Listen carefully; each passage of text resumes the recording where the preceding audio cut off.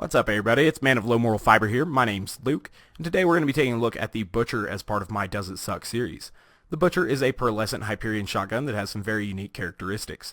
As we can see here, I have it with the practicable prefix, or the foregrip accessory, that adds 2 pellets, and the weapon still only lists 5 pellets on the card. So without this accessory, the weapon would only have 3 pellets, which is very, very low for a shotgun. And as a result of that, I would always recommend the practicable prefix on the Butcher. It also is going to have an accuracy of 66.7 and a fire rate of 7.6, both of which are great for shotguns. It has a good reload time at 2.7 and a pretty solid magazine size at 14, especially when you consider that the weapon only consumes 1 ammo per shot. But also, it's going to have a special effect where occasionally it adds extra ammo to your magazine as you're shooting the weapon. And you'll notice that my magazine size is jumping up to 14 and then back up a little bit there as well. And so sometimes when that special effect activates a bunch, you'll get what seem like especially long magazines, and because of that the weapon is extra ammo efficient. Now I am going to be using this here with a legendary killer comm, and that's because it will boost critical hit damage and I think it will be very nice. But if you were to use a legendary sniper comm, you'd obviously get that extra boost to precision and some other skills that would help out the Butcher as well. And I think that a rogue comm could end up working very well with the weapon because of the increased fire rate, or the chaotic neutral rogue comm would be extra great because it makes the magazine size even bigger, giving you plenty of chances for that special effect to come in, and effectively giving you like insanely large magazine sizes. And I like that quite a bit. Now some people actually prefer the Bandit grip with the Butcher as opposed to the Hyperion grip, which I'm using here, because the Bandit grip will give you slightly increased damage and 2 more in the magazine size, but at the cost of accuracy and reload speed. And I decided to go with the more accurate version because I am going to use a legendary killer comm, and I want to get the maximum, number of pellets hitting our critical hit spots. So if you'll notice here, I am spec'd into Two Fang. I have not noticed exactly how Two Fang interacts with the special effect of the Butcher, but I have noticed that I still get that special effect to happen quite a bit, and because of that, Two Fang is going to just effectively increase our fire rate a little bit, and so I thought that would be pretty nice. Now with a lot of shotguns, I do make use of one shot, one kill, and the Butcher having, a larger magazine size and stuff isn't going to get one shot, one kill as often as, say, a quad or a twister were with 0, but we should still get it, coming out of Deception when we're reloaded and stuff, obviously, but also when the gun boosts itself back up to a maximum magazine size, and so that should be really nice when that happens. So we're going to get started here and see how we do. I've decided during this run I am not going to open any ammo chests just to kind of show you how ammo efficient the Butcher really is. And so that should be pretty cool, and if we don't run out of slag grenades, that should be nice. And it shouldn't be too difficult to pull off, I should say, so long as we don't run out of slag grenades. I think that this weapon should be extra nice with bore, because it is going to put out a lot of pellets at a high fire rate, and so that should be nice. Give you a lot of chances for bore to proc there. So we're just trying to get slag on these guys here without using too many slag grenades, because obviously I've decided to forego ammo chest. You'll notice there that I was able to kill that guy even though I was a fair distance from him there, and that's always nice because most shotguns don't have an incredibly large effective range, and this one actually has a pretty solid effective range, and so that's pretty cool. That's one of the things I like about the Butcher. That exploder snuck up on me there, but it was when I had just thrown a transfusion grenade that hadn't yet got to me, so that actually ended up alright. I don't want to throw too many slag transfusion grenades though, because like I said, I'm trying to forgo using those ammo chests, so hopefully we'll end up okay. But the reason I'm doing that is to show how ammo efficient the Butcher can be. As you can see, I still worked through that room and had 177 rounds of 220 total shotgun rounds left, and so that's pretty solid. So we got slag on this guy here. We'll go ahead and get kunai on him.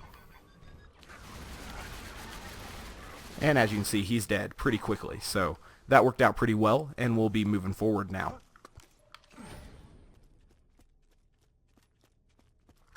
So the Butcher isn't going to have the same usage as a couple of the other notable Hyperion shotguns like the Interfacer and Conference Call. The Interfacer obviously has some great raid boss synergy with certain characters and stuff, but it will have great mobbing synergy with almost every character, and so that's actually really nice. Try to line up a bore shot on these guys here, I guess. So that actually ended up working out very, very well. And the Butcher is among, some of the best mobbing shotguns in the game. Obviously, Zero gets great effect with some of those Jacobs shotguns like the Twister and the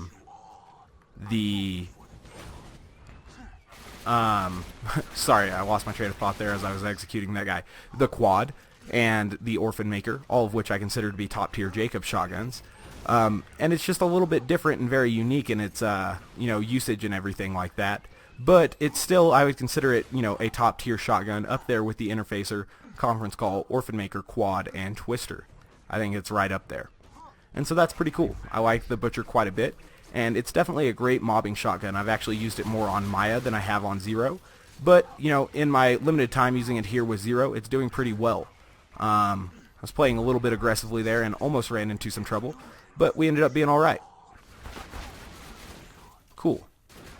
Get this guy to drop his shield there for just a second, and we'll take him out as well. And we need to get slag on this gun loader, and we'll take him out. Cool. So it looks like we have just a few more loaders to take out, and then the badass loader will be spawning. I believe there may be another one after these three, but I doubt it. I think it's just these three that are left. Cool. So we'll try to get kunai on this first one here, and then bore through him to take out some of the ones behind him, and that worked out. Cool. So now this badass is going to be spawning, and we'll have our deception back up and stuff. So we got slag on him there, and we'll go ahead and get kunai on him as well. Or I guess, yeah, we did get deathmark on him, so that was good. Then we'll go ahead and get ready to take him out. So, as you can see, even taking out a badass at range, we're still doing alright. And we still have 80 rounds of ammunition left, and again, I'm going to forego those chests, because I don't think I'm going to need them. Go ahead and get slag on this guy here. I wanted to blow up a couple of those barrels as well, but it wasn't in the cards for us, I guess. Take out this hot loader real quick, without slag, because, why not? And wanted him dead.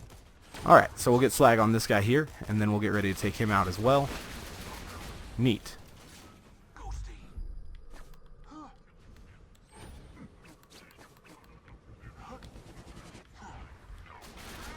Take out this power loader real quick. Looks like we got a hot loader back there, and we'll need to deal with him with haste so that we don't catch a fire damage over time or anything like that.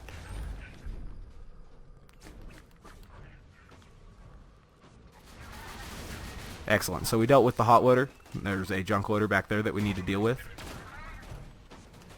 And we'll just kind of let that exploder deal with himself. Go ahead and get kunai on this fella here. Take him out. Excellent. And we just have a few more guys to take out in here, and we'll be moving forward. As you can see, I'm still doing fine on shotgun ammo because the weapon is so ammo efficient. And, once you get to a certain point, the game is going to start dropping shotgun ammo for you. Drop that shield. God, that's annoying. I hate that shield on those things. Excellent. So, we're taking these enemies out. No issues here. The Butcher is very, very powerful. Cool, got out of that exploder's blast. And we'll go ahead and get ready to take out this rather dumb power loader. Wow, I guess he didn't see that. Nice. So, for whatever reason, that enemy got unaggroed to me. I'm unsure what happened there. But, not a big deal.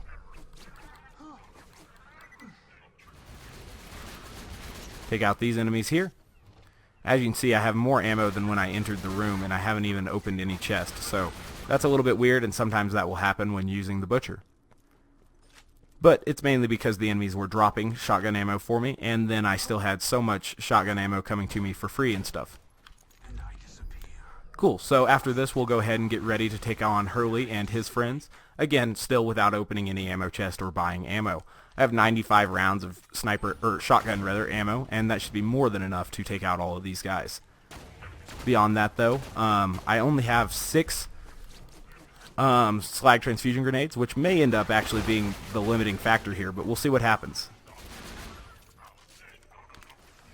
I want to get Pervy killed pretty quickly here, but I also want to kill this junk loader as well. So Pervy's coming in close now. Luckily his very low point of view and stature is going to make this little box protect us from his eye beams, which is nice. So I want to get my my decoy out there pretty quickly so that guy won't come around the corner and kill me. And that worked out. I think that guy's slag, so we'll go ahead and get ready to kill him. I think that's the end of him. Cool. So the answer to does it suck regarding the Butcher is obviously a resounding no. This weapon is very, very powerful, and I like it quite a bit. Like I said, I consider it to be one of the top tier shotguns in the game.